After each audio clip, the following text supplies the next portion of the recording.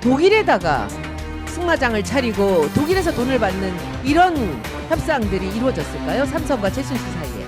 정경유착의 하나의 그 방법이라고 생각합니다.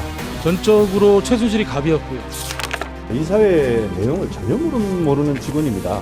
어떤 경로를 통해서 그렇게 정보를 듣고 그런 얘기를 하는지는 전혀 알 수가 없는데 일단 저는 배후 세력이 있다 이렇게 생각합니다.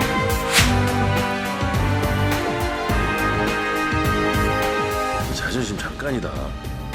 너 일할만 잘다잖아? 너 고생 끝이야.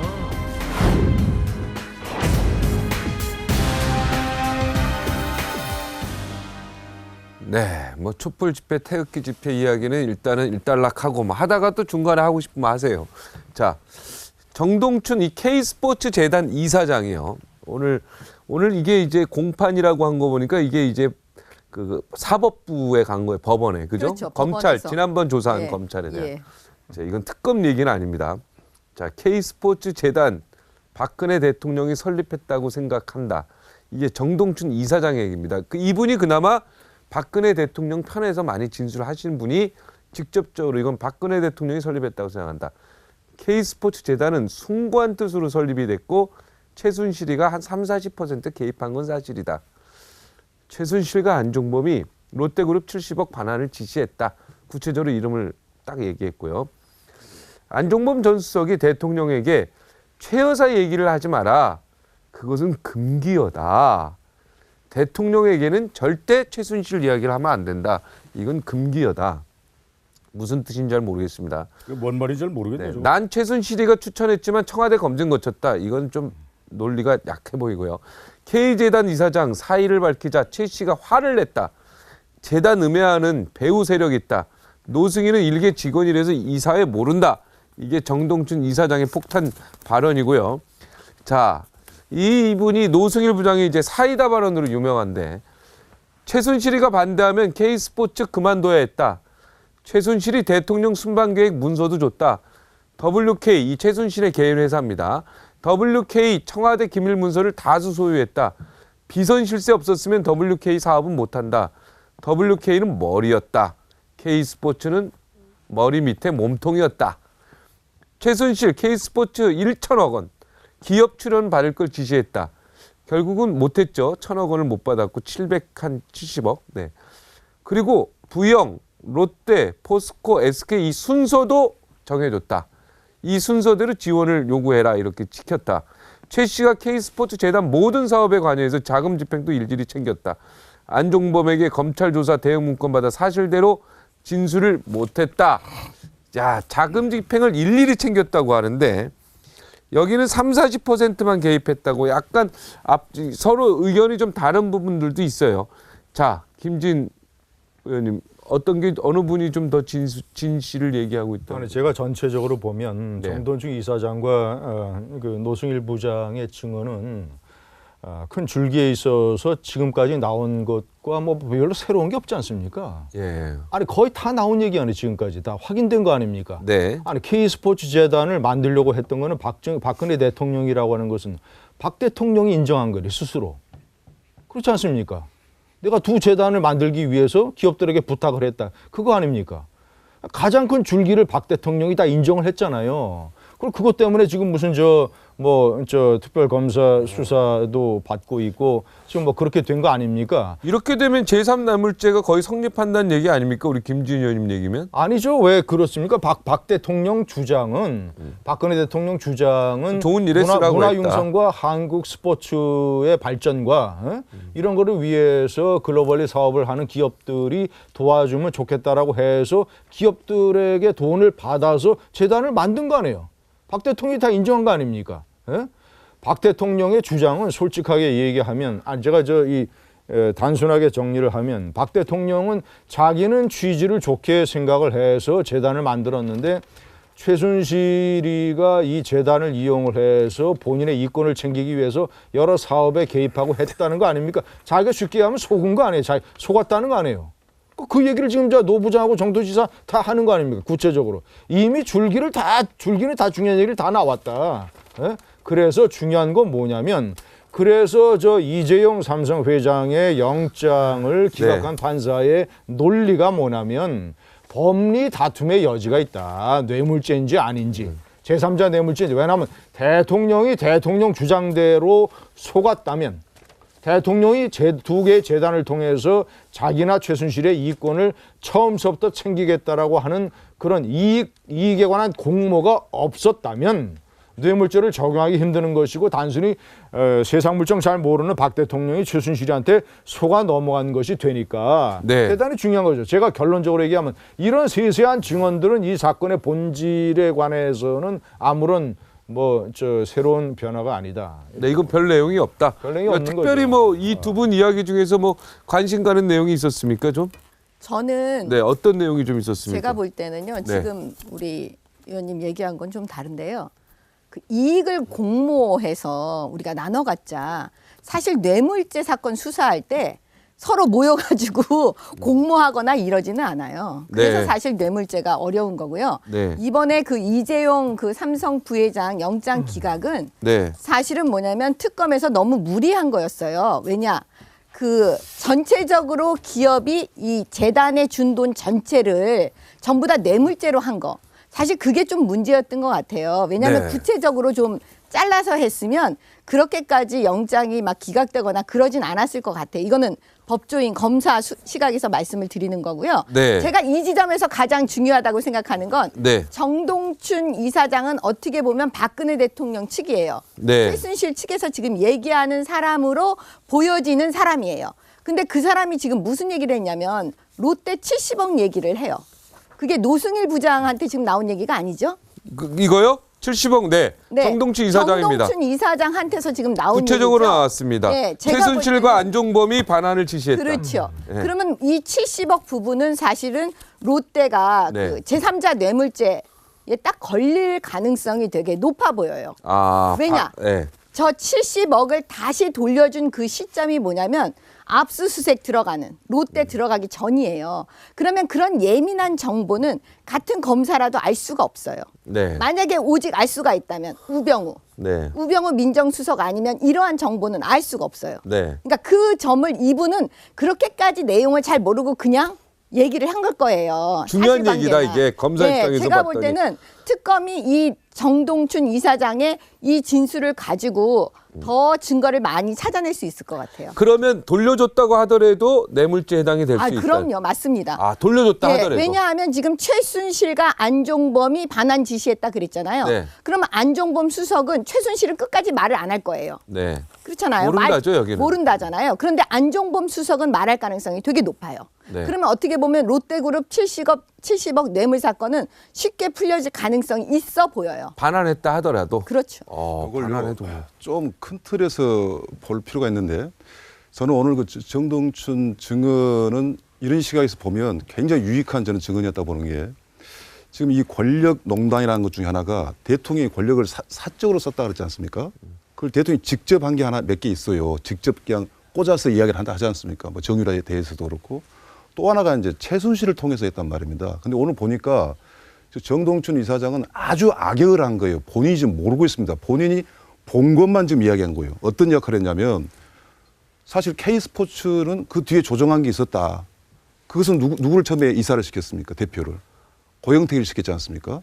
그럼 완전히 최순실 걸로 해놓고 일종의 빨대죠.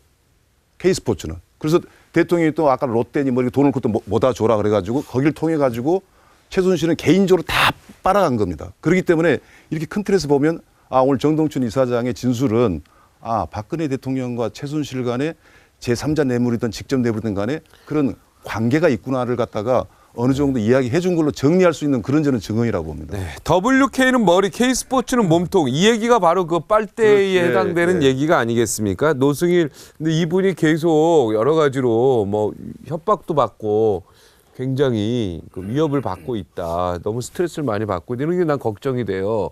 그동안 워낙 의문사들이 워낙 많이 있어가지고. 많아요. 예. 아니 근데 지금 이런 시국에서 이런 분들을 누가 해코지를 할 수 있겠어요? 만약에 그런다면 진짜 그거는 제가 볼 그러니까 때는 아니, 거의. 근데 본인이 해코지를 당하고 있다라고 우리- 지금 확신하고 정 있더라고요. 의원. 네. 근데 만약에가 이 사람 잡는 일이 요새 이렇게 여러 건 벌어졌거든요. 최근에 얼마 전에. 아니 그거는 자기 목숨을 내놓고 해야 되는 거니까요. 예, 얘기하시죠. 그 말씀 문학준 맞아요. 의원님. 근데 네. 우리 저 박종진 앵커가 지금 얘기했듯이 그리고 이 노승일 씨가 어느 자리에서 토로를 했잖아요. 네네. 공개적으로 굉장히 힘들다 내가 그랬죠. 신변 위협을 느낀다. 뭐 나 정확히 기억하는데 어느 날 최근에 그 국회 청문회 나와서 증언하고 난 다음에 어느 날 한 시간 전에 어디 강남 서초동인가에서 만났던 사람을 딱 1시간 지나고 나서 명동인가요? 명동 이쪽에서 똑같은 사람을 봤다 이거지. 젊은 남자를 섬뜩했다. 그러니까 자기를 미행하는 것 같았다.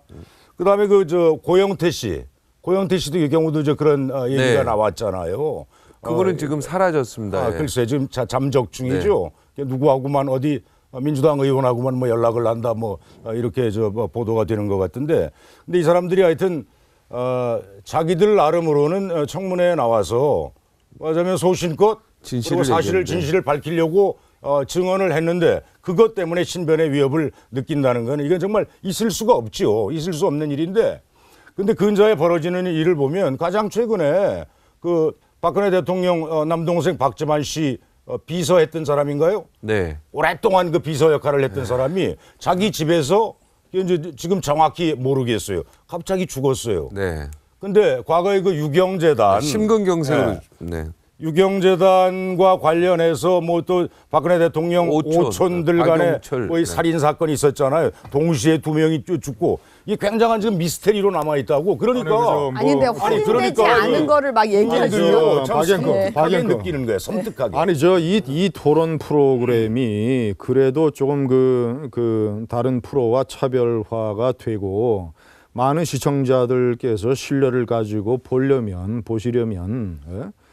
저 확인된 소재와 주제만 가지고를 얘기를 해도 100분이 모자라는데 무슨 뭐 저 아무런 근거 없이 말이죠. 어째 그게 근거가 없습니까? 그 죽은 원인과 이거에 따라서 수사 내용에 따라서 다 밝혀진 다음에 뭐 이런 식으로 전개돼야 될 일을 여기서 본 사람을 저기서 봤다고 해서 뭐 미행의 미스테리니 좀 제발 그건 넘어가고 좀 중요한 문제 다룹시다. 그 중요한 문제 다루는 거 좋은데 하지 마시고요. 그런 의혹들이 계속 제기가 되니까 의혹 얘기하면 그러니까 의혹 국민들이 얘기하면 아니 근데 의혹 확인되지 얘기하면 않는 걸 여기서 아니 말씀하시면 각종 매체를 좀 통해서 어려워요. 의혹 얘기하면 저 방송을 했잖아요. 10시간도 모자라고 그러니까 이거 참 천분도 이상하다 모자라요. 싶은 거죠. 네, 알겠습니다. 앞으로 그런 일이 없어야 한다. 앞으로 저 의혹 얘기 하시려면요. 네. 그러면 저는 그런 토론 프로그램에 참여하고 싶지 않아요. 네. 그거는 의혹 우리 얘기, 김진희 의원 자유요. 의혹 건너뛰고 아니 네, 의혹 알겠습니다. 제기하는 거 당연한 거 아니에요? 그렇지 않아도- 의혹이 있으면 그렇지 않아도 이 사회가 아주 의혹과 뭐 콧소문 때문에 난세에다가 어지러워 죽겠는데 저 여기 나와서까지 그런 의혹과 네. 무슨 그런 아니 일을 여기는 해야겠어요. 무슨 박종진 쇼는 성역이요. 의혹이 있으면 의혹이 있다고 얘기하고 많은 국민들이 이거 참 미스테리다. 그렇게 느끼고 있단 말이야 실제로. 성격이 아니라 품격이 그걸 가지고 다른 얘기를 거죠. 하자는 거지요. 박지만 씨 자. 비서가 죽은 거하고 이게 무슨 상관이 있어요? 지금 상관이 이거? 없지 않아요. 그렇기 때문에 네. 얘기하는 거예요. 네, 알겠습니다. 의혹, 이제 의혹 얘기하려면 네. 다른 자리 자, 가서 의혹 얘기 안 하고 이제 사실이 나온 거 얘기하겠습니다. 네, 문학의 블랙리스트를 둘러싸고 지금 특검과 박근혜 대통령 대리인단의 움직임이 빨라지고 있습니다. 이게 지금 블랙리스트가 탄핵 심판의 내관으로 떠오르고 있는데요. 네, 쟁점을 집중적으로 좀 짚어보겠습니다. 네, 블랙리스트 핵심은 박 대통령이 알았느냐 이 부분인데요. 유진윤 전 장관이 재임 시절에 박 대통령의 블랙리스트 큰일 난다 이렇게 2번이나 얘기를 했지만 묵살당했다고 합니다. 자, 유 전 장관의 먼저 발언을 듣겠습니다. 박근혜 대통령한테 저한테 약속한 것처럼 이렇게 하시면 안 된다라는 말씀을 드린 적이 2014년 1월 29일에 있었고, 그다음에 세월호 참사가 일어난 다음에 2014년 7월 9일인가를 기억합니다만 다시 뵙고 마지막으로 그 문제를 다시 지적을 하면서 말씀을 드린 적이 있었고, 거기에 대해 뭐 묵묵부답 반응이 있었습니다. 자, 대통령 탄핵 세뇌관 블랙리스트. 이게 핵심이 박근혜 대통령이 이 블랙리스트를 진짜 몰랐나 알았나입니다.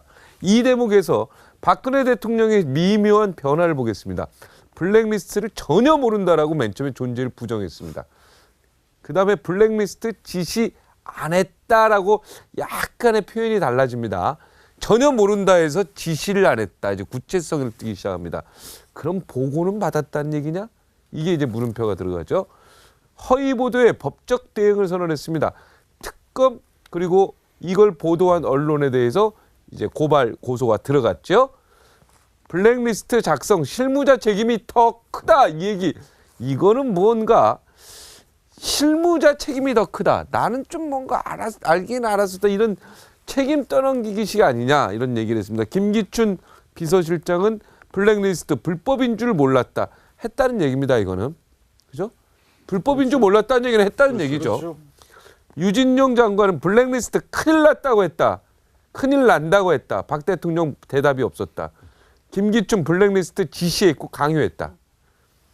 김종덕 전 장관 블랙리스트 대통령에게 주기적으로 나 대면 보고했다. 이렇게 출처는 중앙일보인데요. 자, 과연 박근혜 대통령 블랙리스트 이 진술들 그리고 박근혜 대통령의 미묘한 변화를 보면서 진짜 몰랐다고 보시니 자 검사 출신 우리 정미경 의원. 이 지금 블랙리스트 부분은 되게 어려운 부분이에요. 네. 잘못하면 무죄 나올 수 있어요. 예. 무슨 얘기냐면 블랙리스트를 작성한 것만 갖고 문제가 안 되잖아요. 그러니까 특검이 뭐까지 밝혀냈냐면 그 이제 예산을 주지 않았다. 네. 모 단체에 이렇게 얘기를 했잖아요. 근데 잘 생각을 해보세요. 보통 부처에서요 그 예산안을 짭니다.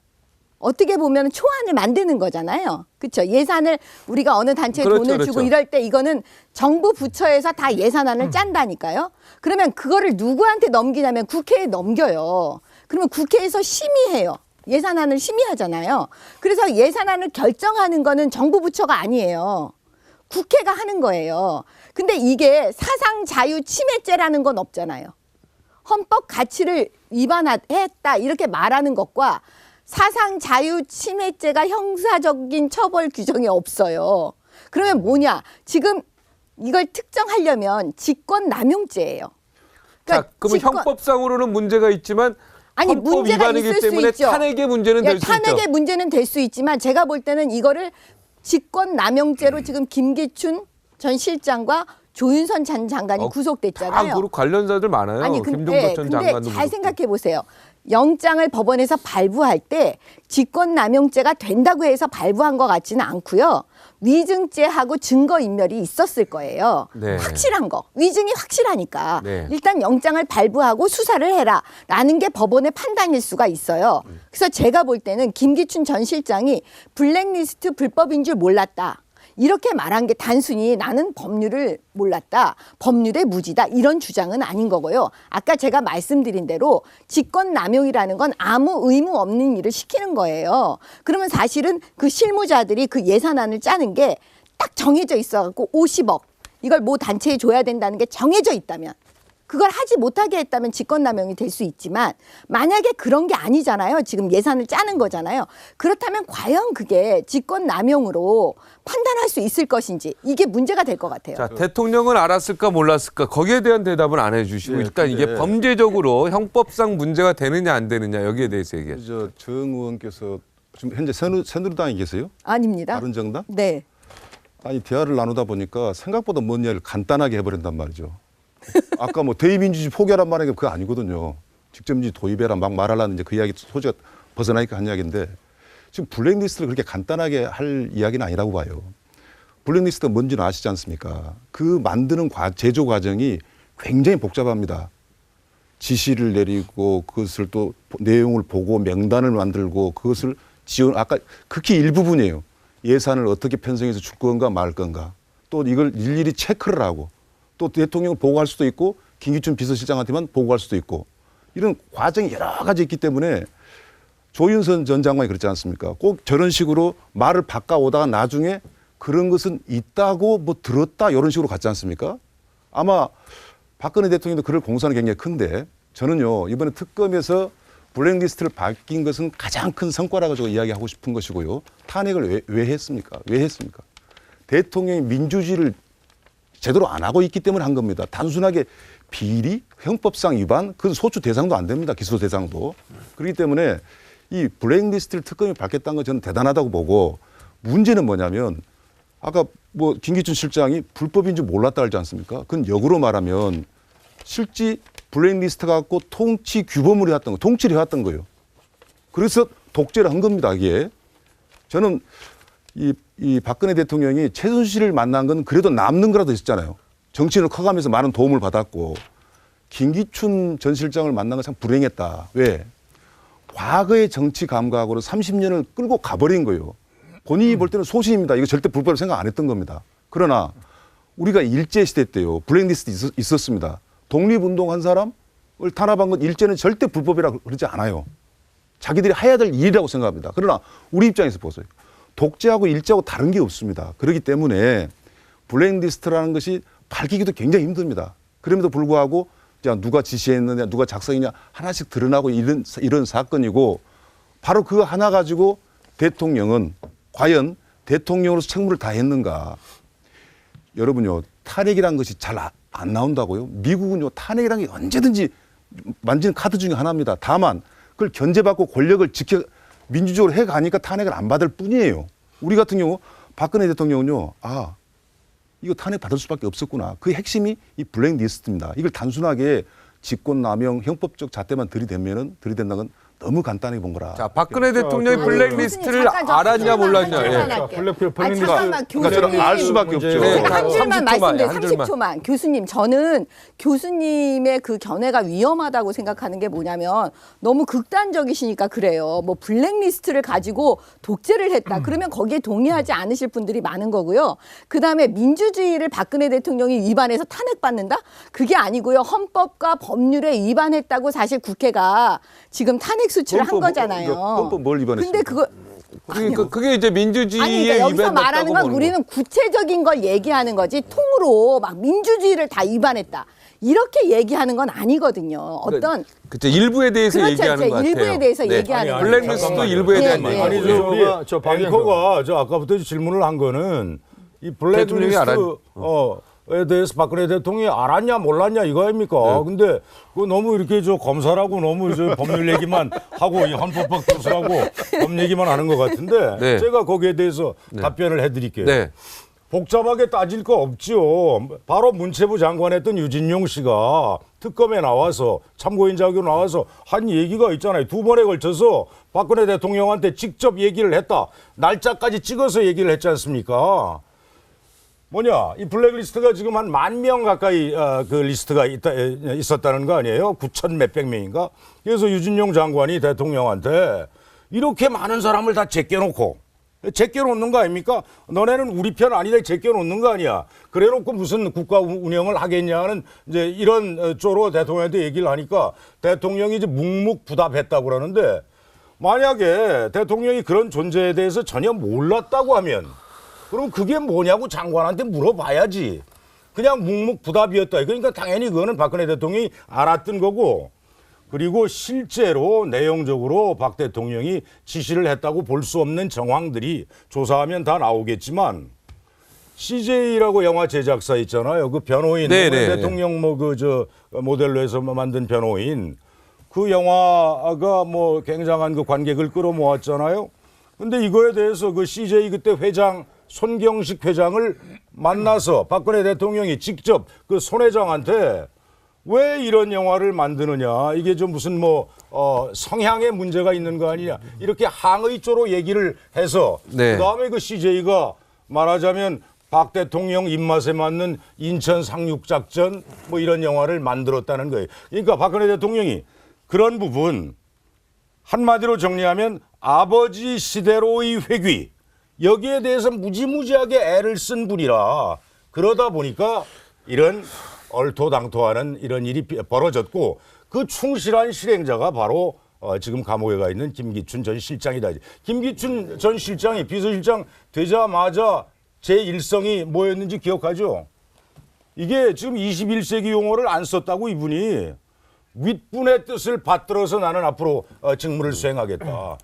아버지 시대로의 정확한 회귀를 위해서 정말 불철주야 노력한 그 박근혜 대통령의 뜻을 받들어서 그대로 실행을 하겠다.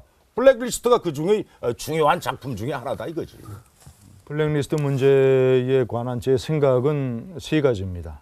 첫째는 이것은 블랙리스트를 만들어서 실제로 한국문화예술위원회에서 판단을 해서 지원하는 자금을 선별적으로 작용을 하는 데에 국가가 기입을 했다고 한다면 저는 이것은 헌법 정신 위반이라고 봅니다.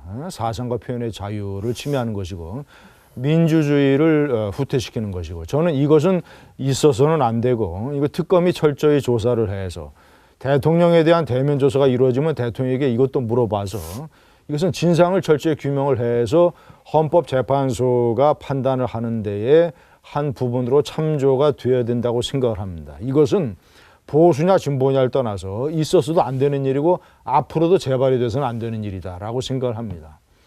두 번째 생각은 대통령의 정권이 예를 들어서 좌편향 역사교과서의 문제점을 지적을 해서 이것을 시정을 하는 노력을 하는 것처럼 일부 문화예술계 인사들이 한국 현대사의 정체성을 왜곡하고 한국전쟁이라든가 기타 등등 가장 중요한 현대사의 문제에 관해서 왜곡하고 좌편향 시각으로 또는 하여튼 북한의 우호적인 시각으로 무엇을 만들고 한국 군대에 대해서 명예를 훼손하는 식으로 만들고 하는 것이 문제가 있다면 대통령이 철저하게 문제의식을 가지고 이것을 공론화시켜서 이것이 시정되도록 하는 노력을 대통령이 주도할 필요가 있다고 생각합니다. 저는 만약에 제가 대통령이라면 나는 이렇게 할 것 같아요.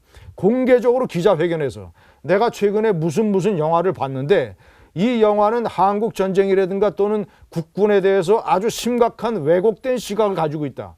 여러분, 저는 이 문제점을 지적을 하니까 문화예술계 내에서 건전한 토론과 비판의 장이 열리기 바라며 사회의 공론화를 통해서 이 문제가 시정되기를 바란다. 내가 문제 제기를 한다. 라고 왜 대통령이 당당하게 못합니까?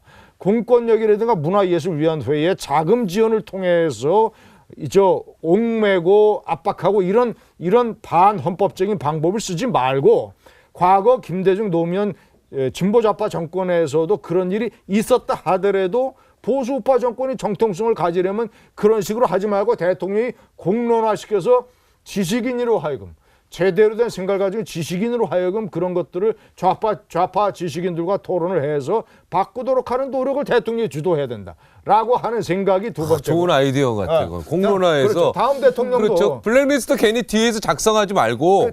정면에 나와서 당당하게 국민에게 호소하는 거예요. 여러분들이 내 생각이 이런데 공론화해서 한번 의논해봐라. 내 생각이 틀렸으면 나를 규탄하시오. 내 생각이 틀렸으면 오히려 그런 영화를 1000만, 1500만 보십시오 말이지.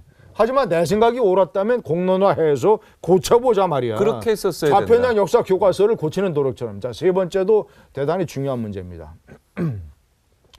아까 박 교수께서 박근혜 독재를 말씀하셨는데 그리고 아버지 때부터 이어오는 어떤 독재의 유산 이런 것을 지적을 하셨는데 민주주의의 투사라고 하는 김대중 정권에서는 왜 블랙리스트를 3개나 만들었습니까? 그러면 첫 번째 블랙리스트.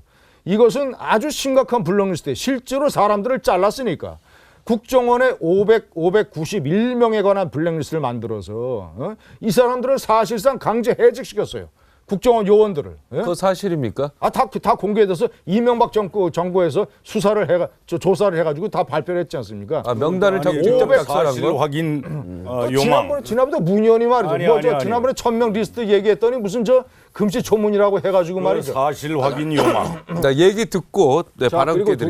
두 번째 이명박 정권에서 조사를 해가지고 실제로 그 억울한 사람들의 사연을 다 조사를 해가지고 591명 중에서 제 기억으로는 381명은 억울한 게 맞다.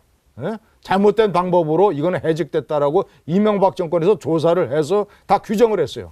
그래서 이 사람들이 소송을 냈는데 공소시효가 지나가지고 이 사람들이 배상을 받을 길이 없었습니다. 첫 번째 블랙리스트 말이죠. 이 사람들은 실제로 금전적, 생계적 위협과 피해를 받은 사람들이. 두 번째 블랙리스트. 최소한 민간인 1000명을 도청 리스트를 만들어가지고 말이죠. 불법 도청을 해가지고 최소한이 1000명이에요. 판결문을 보면 문 의원은 지난번 시간에 무슨 금시초문이라고 했는데 그 중요한 거를 왜 금시초문을 했는데 알 길이 없는데 판결문을 보면 최소한 3건 내지 하루에 10건씩 도청을 했어요 말이에요. 판결문을 좀 봐야 되겠는데. 그래서 1000명의 민간인 도청 블랙 도청 리스트 만들어가지고 말이죠. 그게 나중에 저 대통령 퇴임 이후에 다 수사가 돼가지고 네, 도청했다는 사실은 맞죠. 국정원장 두 네, 사람 신건 원장이 고감청은 구속됐죠. 맞아요. 국정원장 맞습니다. 두 사람이 감옥에 간 거 아닙니까? 네. 세 번째 언론 탄압 블랙리스트 말이죠. 자기 정권을 비판했던 언론인들, 자기 정권에 대해서 비우호적인 블랙리스트 만들어서 이 사람들 다 보직 이동시키고, 멀쩡한 사람 국내에 있던 사람 외국으로 보내고 말이죠. 어떤 사람은 자리에서 그만두게 하고 말이죠. 자, 혹시 피해자입니까? 자, 그래 나는 그런다. 노코멘트. 절대 그런 얘기 안 합니다. 네. 자, 제가 분명히 노코멘트라고 그랬어요. 네. 자, 그리고 말이죠. 그런데 자, 최소한 민간인 1000명에 관한 불법 도청 리스트는 말이죠. 김대중 대통령 퇴임한 이후에 저 수사를 해서 국정원장 두 사람이 물러났습니다. 자, 내가 두 분께 한번 내가 질문 드릴게요. 박근혜 대통령이 유진영 장관으로부터 블랙리스트에 관한 보고를 받았다는 증언이 나왔고 받았을 가능성이 난 크다고 봅니다. 네. 그러면 국정원에서 1000명 도청 리스트 해가지고 그 도청 보고서를 누구한테 보냈겠어요? 예? 국정원장이 대통령한테 보고하는 국내 정치 보고서를 그거 잘못된 얘기죠. 제가 마감할게요. 그거 뭐 잘했다고 하는 건 아니죠. 예. 그 보고서를 대통령이 받겠어요, 안 받겠어요? 그런데 그 검찰은 그 노무현 정권의 그 검찰은 전직 대통령 김대중 전 대통령을 왜 수사 안 했습니까? 왜 대면 보고 왜 대면 수사 안 했어요? 제가 내가 물어볼게요 한번. 그러니까 마감할게. 아니 대통령 김대중 대통령님, 대통령님은 이 불법 도청 보고서를 봤습니까? 안 봤습니까? 청와대 비서실장과 정무수는 봤어 안 봤어? 왜 대면 수사를 안 했어요? 왜 그러면? 그 사람들 그 리스트는 제가 볼 때는요 어느 정도 팩트는 있는데 해석에 있어서 과장된 해석을 좀 있다고 보고요. 제가 1000을 양보해서 그랬기 때문에 지금 박근혜 블랙리스트는 어떤 거냐 말이에요. 이 성격은 완전히 다릅니다. 전부 다 블랙리스트를 합시다. 블랙리스트 반대가 화이트리스트 아닙니까? 너만 해라 이런 식으로. 자 보십시오. 박근혜 대통령 이 정권 시절에 블랙리스트가 왜 심각하냐면 단순히 우리가 지배하고 마음에 안 드는 사람들 연예인들 좀 빠져라 지원 안 하겠다 정도가 아니고 이게 어디로 연장되냐면요. 도대체 나는 박근혜 대통령이 몇 년을 집권하려고 생각을 가진지는 모르겠어요. 이번 사태가 없었으면 이번 헌법화에서 어떻게 다음 정권을 재창출을 시키려고 했을까. 기억나시죠? 국정교과서까지 연결이 됩니다. 국정교과서로 갖고 있는 사실은요. 그 내용을 아는 사람 치가 떨기 싫은 거예요. 세상에 교과서를 만들면서 참고서도 아니고 그 학자들을 몰래 이름도 공개하지 않고 만들어내요. 화이트리스트 너희들만 책 쓰라. 저도 옛날에 교과서 집필을 해봤어요. 몇 번의 검증 과정을 거칩니다. 그러고 내도 7차 교육과정에서 이거 참여정부 너무 미화시킨 게 아니냐 라는 또 비판을 하더라고요. 비판 세력이 내 이름이 있으면 비판을 하는 거예요. 근데 지금 블랙리스트는 단순하게 뭐 연예인들 말 잘못했다고 지원금 안 주고 뭐 이 차원이 아니라 국정교과서로 연결돼가지고 역사를 갖다가 아까 좌편향 말했잖아요. 이거 완전히 자기 눈에 맞는 역사. 그리고 이승만 대통령 맞습니다. 누구 인정 안 합니까? 건국절로 하자고. 저는 말 실수한 줄 알았어요. 광복절을. 건국절로 하자고 8.15를. 그리고 쭉 한번 보세요. 그렇기 때문에 블랙리스트라는 것이 제가 이 특검의 가장 큰 성과라는 것은 뭐냐면 이거 가지고 단순하게 탄핵시킨다가 아니라 우리 한국 역사에 있어서 좌우 없이 어떤 정권에서도 이런 건 조금이라도 탄생되지는 않겠구나라는 걸 보여준 거거든요. 그렇기 때문에 김진희 의원의 어떤 사실의 팩트가 인정한다 할지라도 그 전에 그렇기 때문에 이것은 축소 해석을 한 것은 굉장히 위험하다고 생각합니다. 네. 제가 거듭 얘기하잖아요. 모두 발언에서 첫 번째 제가 길게 얘기했지 않습니까? 절대 축소한 게 아니라 철저히 조사해서 대통령 대면 수사까지 하고 이것의 결과에 따라서 헌법재판소가 참 중요하게 참조를 해서 모든 결정사항에 중요한 부분을 가야 되며 다음 어떤 정권에서도 재발돼서는 안 된다. 그걸 첫 번째로 얘기했잖아요. 제가 분명히. 그런데 박근혜 대통령에 대해서는 그렇게 가혹하게 욕을 하면서 민간인 1000명을 도청했던 리스트와 그 도청 보고서에 관해서는 왜 살아있는 김대중 전직 대통령을 왜 수사를 안 했냐 이 말이에요. 왜? 아니 김진희 의원이 지난주에도 그 진보 좌파 정권이 그런 식으로 했던 것 아니에요. 김대중 노무현 정부의 블랙리스트에 대해서 자꾸 얘기를 하는데 제가 지난주에도 얘기를 했어요.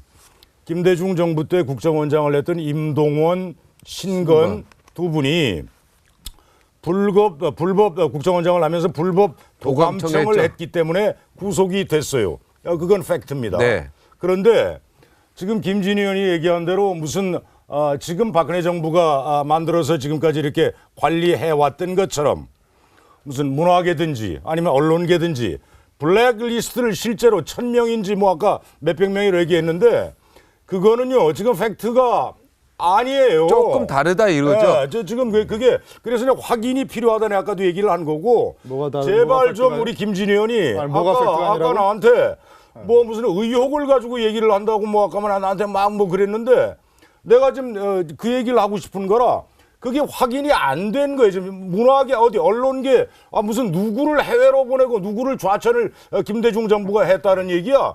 나도 언론계 출신이에요. 나는 김대중 대통령 때는 언론계를 떠났지만 최소한 제가 알기에는 김대중 정부에서 그런 일은 없었습니다. 블랙리스트는 없었고 도감청은 했다.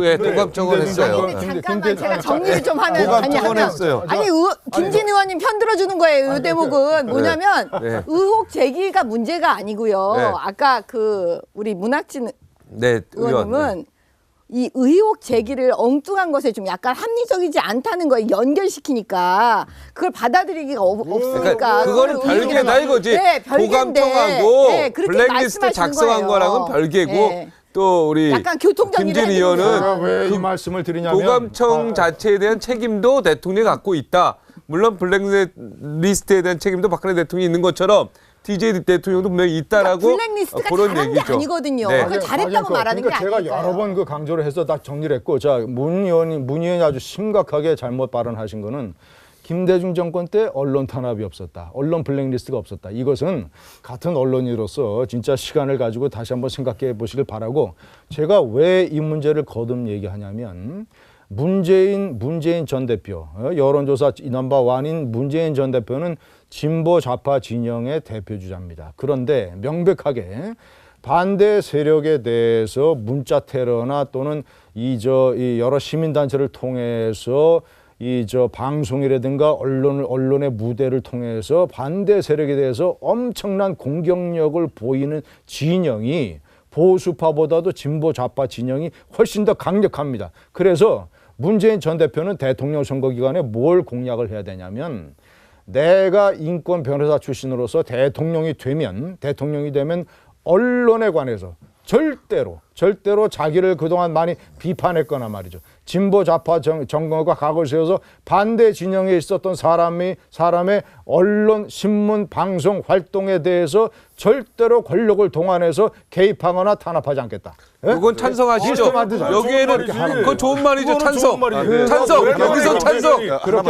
찬성이 아니에요. 찬성. 야, 여기선 찬성. 다. 진보 좌파 진영이 과거에 그렇게 찬성. 했기 때문에 문재인 전 대표가 그거를 대통령 선거 때 공약하라 이 말이에요. 네, 공약하겠습니다.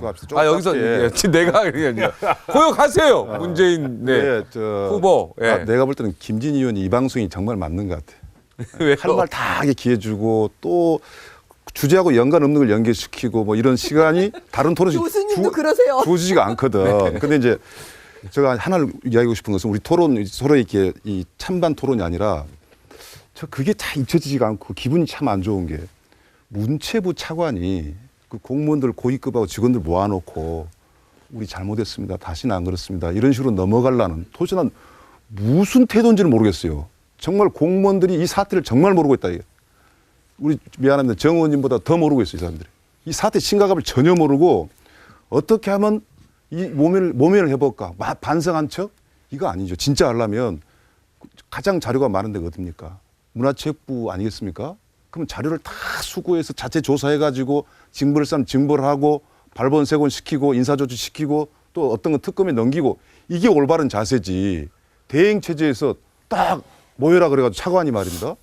우리 잘못했다고. 난 이 모습이요 너무나 무책임하게 보였기 때문에 블랙리스트에 대한 제대로 된 인식이 저는 앞으로 정말 필요하다고 생각합니다. 네.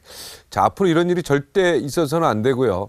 이번에 대선 후보들 전부 다 그 후보 선언할 때 이런 블랙리스트, 그 위헌적인 그리고 누구를 편을 가르고 그다음에 나에게 비판적인 사람들을 뭐 복수하겠다는 이런 어떤 생각들은 공개적으로 아주 선언해서 없도록 이런 일이 없도록 좀 했으면 좋겠습니다. 그래야지 문화인도 그렇고 방송인도 그렇고 건전한 비판도 하고 네, 뭐 칭찬도 하고 그러는 거 아니겠습니까?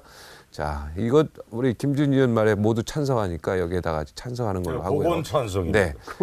지금부터 본격적으로 정치권 이슈를 다뤄보겠습니다. 먼저 관련 화면부터 보시겠습니다.